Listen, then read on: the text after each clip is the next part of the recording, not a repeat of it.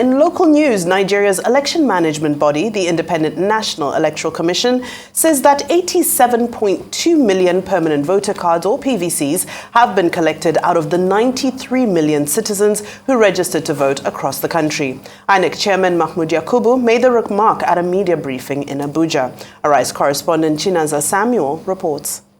93.4 million Nigerians registered to vote in the 2023 general elections, but out of that figure, only 87.2 million Nigerians across the country collected their permanent voters card. A breakdown of the data shows that Lagos, the state with the highest number of registered voters, is leading as the state with the highest number of collected PVCs with 6.2 million cards collected. It is followed by Kano with 5.5 million. Kaduna follows closely with 4.1 million, while Katsina joins with 3.4 million cards collected. While Lagos State has the highest number of collected PVCs, it's also leading as the state with the highest number of uncollected PVCs with a figure of over 845,000. Oyo follows next with 515,000, Ogun with 410,000 uncollected PVCs, and Edo with 373,000. By regions, starting with the northeast, Borno State has 2.4 million PVCs collected, Gombe has 1.5, Adamawa has 1.9, Yobe 1.4, Bauchi 2.7 million, and Taraba State with 1.8 million PVCs collected. In the northwest, Jigawa has 2.2 million PVCs collected, while Kaduna has 4.1 million, Kano 5.5 million, Katsina 3.4 million, KB 1.9 million, and a little above 2 million in Sokoto State, while 1.8 million in Zamfara State. In the North Central, Benue State has 2.6 million cards collected, Kogi has 1.8 million, Kwara 1.5 million, Nasarawa 1.8 million, Niger 2.6 million, Plateau 2.6 million as well, and 1.4 million cards collected in the FCT. In the southeast, Ebonyi State has 1.5 million cards, 1.9 million in Abia State, Anambra State 2.6 million, Imo 2.2 million, and Enugu with 1.9 million cards collected.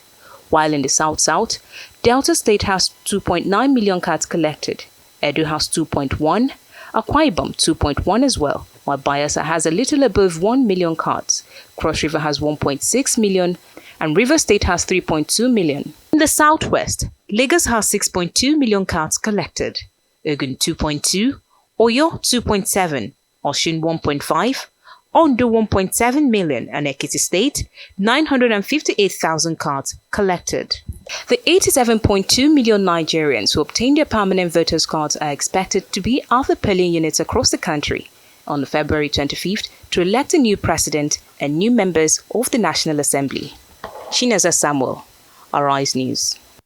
All right, well, Arise analyst Dayo Sobowale now joins us to break down some of those numbers. Good afternoon and a very warm welcome to the program. So let's quickly get into it. We see Lagos, Kano, Kaduna, Katsina, River State leading the number of PVC collections. However, there are some states that analysts refer to as the critical 13. Just to get through them quickly, Kaduna, Kano, Katsina, Borno, Bauchi, Plateau, Benue, Niger, Lagos, Oyo, Imo, Anambra, Rivers, and they say these are the states where elections are lost and won. But I'd love to know, in your opinion, based on the numbers we've seen, do you think that this tradition that we've seen, this trend that we've seen of these critical 13 states being the decision makers, do you foresee this trend taking place again in this coming election? I think the political equation has changed. We have to look at what is on the ground, the mood of the electorate, the issues at stake, the geographical spread of the political contestants, and the emergence of new politicians on the scene, who either though have never attempted this presidential election. But as far as I'm concerned, I would like to identify the mood, identify the issues, look at people's expectations, and look at what some governors have done of recent with regard to this hike in fuel prices and the seizure of people's money by the banks. I think the mood in Nigeria, given the pervasive insecurity, that people have hope that this election can change things if well managed, if free and fair. Indeed, I would say the 24 hours in the February 25th election will be the longest 24 hours in Nigeria's history and Nigeria's democracy. I'm scared, actually. But then we have to go out and vote. And we have to pray for the best. I'm happy the contestants have signed this peace accord. You get me? And I'm happy somebody like even Kenyatta from Kenya, you get me, is around as one of the monitors of the election.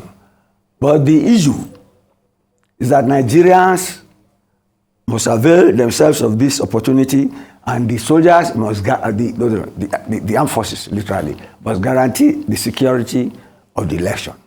If people turn out and they're allowed to vote as they want, there will be no problem. But there is some handwriting on the wall already, which is ominous. Atiku Abubakar just warned that some people are trying to foment trouble so that the elections will not hold in one day and will be staggered. I don't believe he's crying wolf where there is none. The security forces should attend to that. And now, having said that, I think the mood of the electorate is one of optimism that they can change things. But then you can express some apathy on the side of some people. And that apathy will be geopolitical. In the north, there has always been fuel scarcity, and there has always been pervasive poverty in the north. But this time around, there are some governors who have defied the presidency on the Naira design thing and are giving currency to their people. That is going to affect the nature of election and the response of the electorate to the parties, one way or the other. Then, in the past, we have always looked at Nigeria in terms of North-South and in terms of religion. When the APC came in with the Muslim ticket, it was a big issue, but it did not dominate the campaigns. Now, 48 hours to the election, so religious leaders are coming out. Less than 24 hours to the election. That's right. That is, I don't know, the reverberation or the effect of that, but you cannot ignore it. But then, I think on the whole, religion will not play a major part. And it's an issue between continuation and change. Between continuation and change. I think it was yesterday I mentioned the issue of Kenya, although I said Ghana before, I said Kenya. And I'm happy the Kenya president is here to monitor. You get me? He was against his vice president. But the vice president succeeded him as president. Now, you cannot ignore the geographical spread of some of the new contestants. With me, I will say Obi, somewhat at the last moment, has garnered some momentum. How that translates into votes for him is another issue. Kwakwanso is a man from Kano, essentially. How he can mobilize people from Kano all over the nation, to me, is an uphill task. So that boils down to the two major contestants. And I hope Atiku will have faith in the conduct and the integrity of the elections, given what he has said. With Tinubu, I think his own issue is more of sympathy for him, or empathy, given the circumstances of his campaign and the fact that he cannot disassociate himself from the policies of the government of the day which he belongs to. But somehow he has been able to garner some empathy through the indignation he raised on the way he was treated by his party. And I think to a large extent, he will, by all means, want a peaceful election, not a staggered election thereafter. And I hope all things be well. The course should be clear.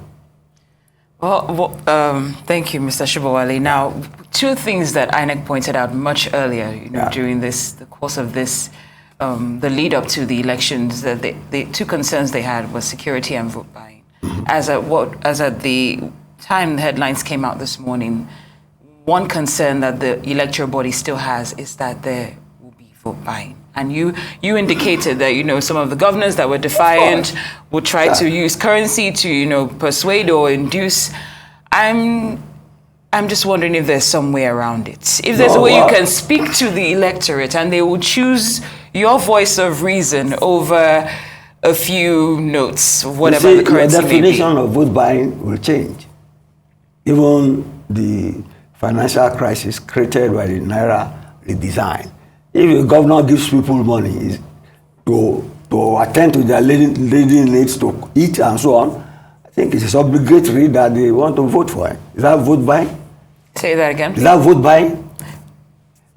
So the classification, definition of vote buying has to change one way or the other. But that is the business of INEC. And they have the security forces at their disposal to enforce their own definition, identify malpractices, and deal with it accordingly. But it's bound to create some problems. Do you think it's going to happen, though, regardless? Because of course, it's bound. It's already happening. Yeah. If governors are giving out money to people at this time, not because of election, because of need, you can't separate the two. No. That's pragmatism on my own, and then it will be reflected in the way the electorate reacts. He who pays the piper dictates the tune. Well, thank you so much, Mr. Sobowale. Hopefully, your voice of reason will prevail over those notes or money that might be handed over to the electorate, and they will make the right and informed choice. Thank you so much for your analysis. We appreciate your time as always.